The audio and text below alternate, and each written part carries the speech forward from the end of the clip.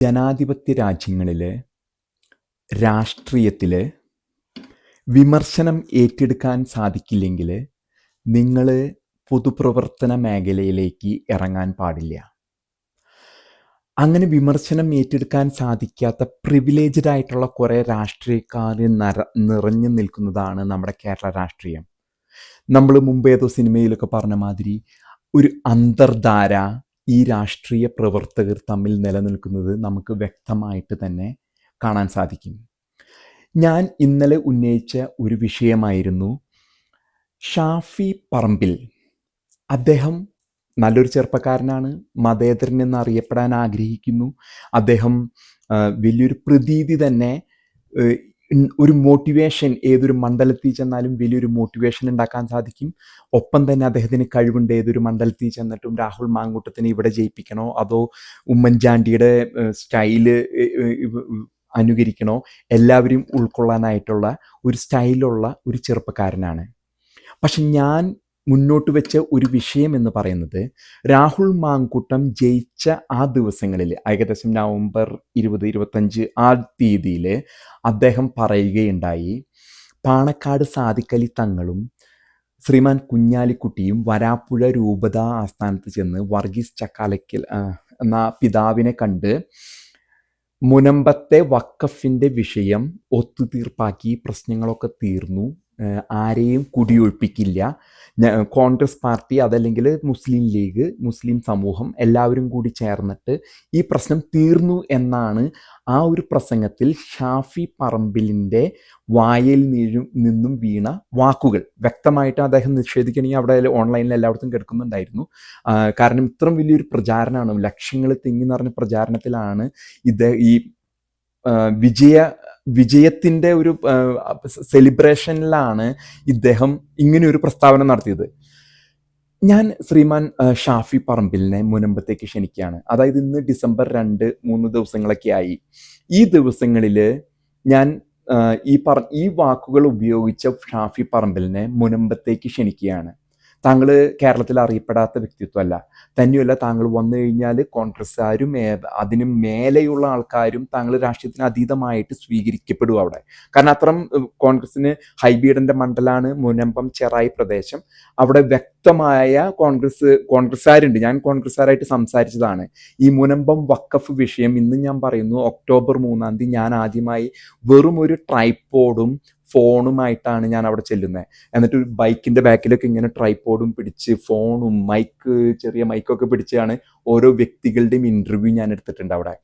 അന്നൊരാളും തിരിഞ്ഞു നോക്കിയിരുന്നില്ല. ഇവർ ഒരു നീതി നിഷേധിക്കപ്പെട്ട ജനതയായിരുന്നു മുനമ്പത്തും ചെറായിലും ഞാൻ അന്ന് കണ്ടുമുട്ടിയവർ. എൻ്റെ മുൻ വീഡിയോകളിൽ അത് കിടപ്പുന്നുണ്ട്. അതിനുശേഷം ഇത് ഒരുപക്ഷെ എൻ്റെ ജേർണലിസത്തിൻ്റെ ഒരു ഭാഗമായിരിക്കാം, അത് എനിക്ക് ആദ്യം ഞാൻ ഏറ്റെടുത്ത ആ വിഷയം തന്നെ പടരുന്നൊരു സാഹചര്യം ഉണ്ടായി.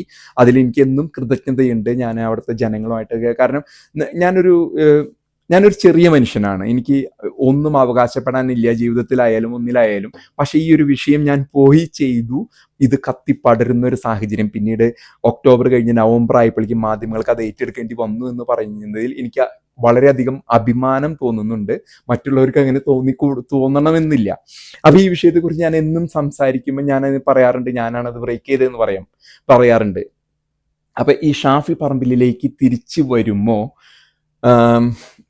ഇദ്ദേഹം പറഞ്ഞ വാക്കുകൾ, ഇദ്ദേഹത്തിന് നാളെ മുനമ്പത്ത് പോകാൻ പറ്റുമോ? ഞാൻ ഇത് പറയുന്നത് ഡിസംബർ ആദ്യ ആഴ്ചയിലാണ്. നമ്മളിപ്പോൾ എഡിറ്റിങ്ങും ഇതും കഴിഞ്ഞ് ഇത് പബ്ലിഷ് ചെയ്യുമ്പോൾ 1-2 ദിവസം കഴിയും. ഡിസംബർ 1, 2, 3 ദിവസങ്ങളിൽ 3-ാം തീയതി 4-ാം തീയതിയാണ് ഷാഫി പ്രസ്താവന നടത്തിയത്. നവംബർ 20-നും 25-നും ഇടയിലുള്ള രാഹുൽ മാങ്കൂട്ടത്തിൻ്റെ റിസൾട്ട് വന്ന സമയത്താണ് ഇദ്ദേഹം ഇങ്ങനെ ഒരു പ്രസ്താവന നടത്തിയത്, അവിടുത്തെ പ്രശ്നങ്ങൾ തീർന്നു എന്ന്. ഈ ദിവസം, ഈ ഡിസംബർ 3, 4, 5 ഷാഫിക്ക് അവിടെ പോകാൻ പറ്റുമോ മുനമ്പത്ത്?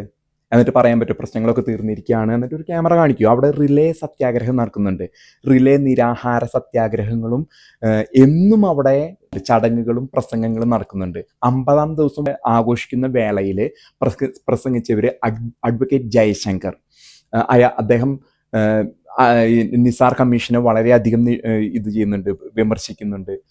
ഇടതുപക്ഷത്തിൻ്റെ MP, നിങ്ങളാരും അറിയാത്ത ആൾക്കാരല്ല, സെബാസ്റ്റ്യൻ പോൾ MP ആയിരുന്നു. സെബാസ്റ്റ്യൻ പോൾ, മറുനാടൻ ഷാജൻ, പിന്നെ അവിടുത്തെ വൈദികർ, പ്രമുഖർ ഒക്കെ ആ പ്രസംഗത്തിൽ അവിടെ റിലേ സത്യാഗ്രഹം നടക്കണേ. അപ്പം ഷാഫി എന്തിൻ്റെ അടിസ്ഥാനത്തിലാണ് പറഞ്ഞത് അവിടുത്തെ പ്രശ്നങ്ങൾ സാദിഖ് അലി തങ്ങളും കുഞ്ഞാലിക്കുട്ടിയും വരാപ്പുഴ പിതാവും കൂടി ഇരുന്ന് ഇത് ചെയ്തു എന്ന്?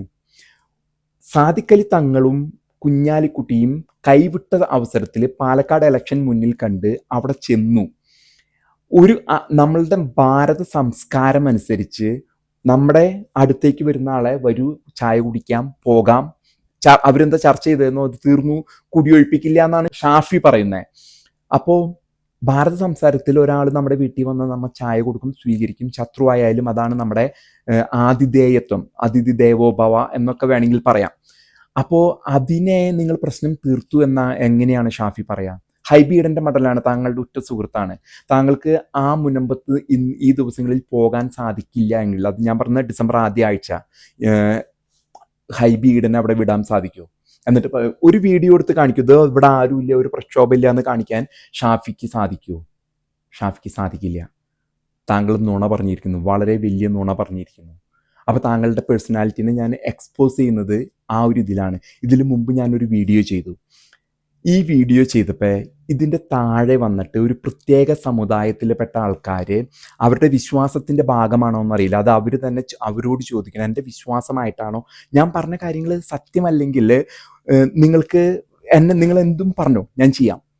അവിടുത്തെ പ്രശ്നം തീർന്നു എന്ന് ഷാഫി രാഹുൽ മാങ്കൂട്ടം ജയിച്ച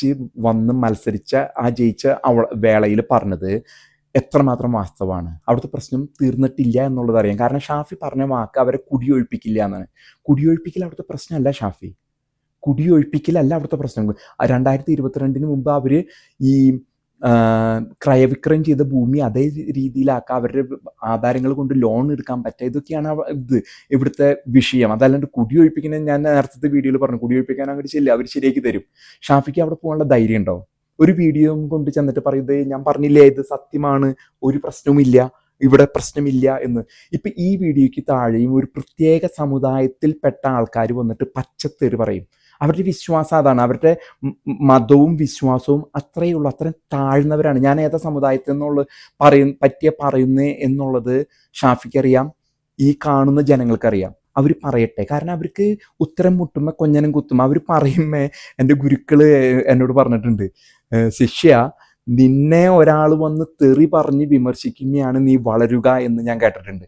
അപ്പം അവർ പറയുന്നതാണ് എൻ്റെ വളർച്ച, അതൊരു സീക്രട്ടാണ്, ട്രേഡ് സീക്രട്ടാണ്. അവർ പറയുന്നത് കാരണം ഉത്തരം മുട്ടിയിട്ടാണ്. ഞാൻ ഈ പറയുന്ന ചോദ്യങ്ങൾ വീണ്ടും പറയുന്നത് തെറ്റിപ്പോവരുത് എൻ്റെ വീഡിയോയിൽ. രാഹുൽ മാങ്കൂട്ടം ജയിച്ച വേളയിൽ ഷാഫി പറമ്പിൽ നടത്തിയ പ്രസംഗത്തിൽ പറഞ്ഞു സാദിഖ് അലിയും കുഞ്ഞാലിക്കുട്ടിയും കൂടി പോയിട്ട് വരാപ്പുഴയിൽ പോയി മുനമ്പത്തെ പ്രശ്നം വഖഫുമായിട്ട് ബന്ധപ്പെട്ടത് തീർത്തു എന്നാണ് ഷാഫി പറഞ്ഞത്. അതിലും ഷാഫി ഉറച്ചു നിൽക്കുന്നുണ്ടോ?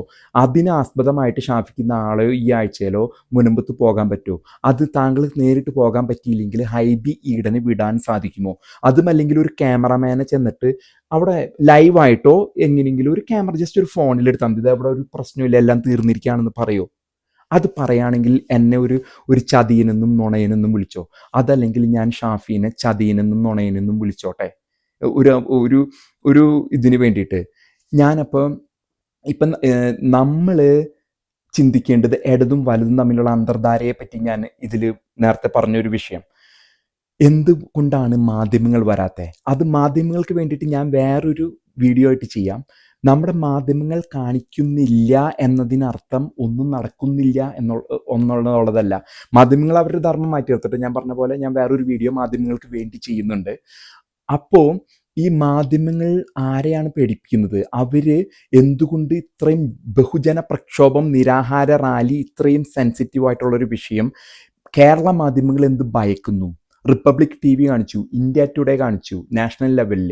എന്തുകൊണ്ട് കേരള മാധ്യമങ്ങൾ മാറി നിൽക്കുന്നു ഈ വിഷയത്തിൽ നിന്ന്? നിങ്ങൾ എന്തുകൊണ്ട് സ്വാധീനിക്കപ്പെട്ടു?